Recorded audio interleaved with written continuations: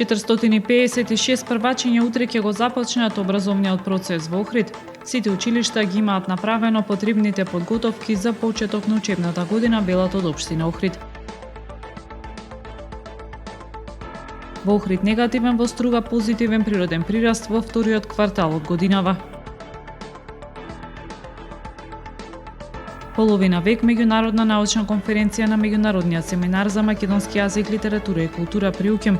Македонисти, балканисти и слависти од сите страни на светот доаѓаат во Охрид.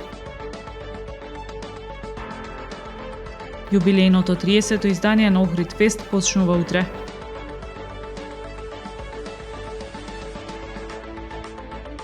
Времето утре е сончево со умерена облачност и температура до 28 степени. Следевте една минута вести на Охрид Нјуз.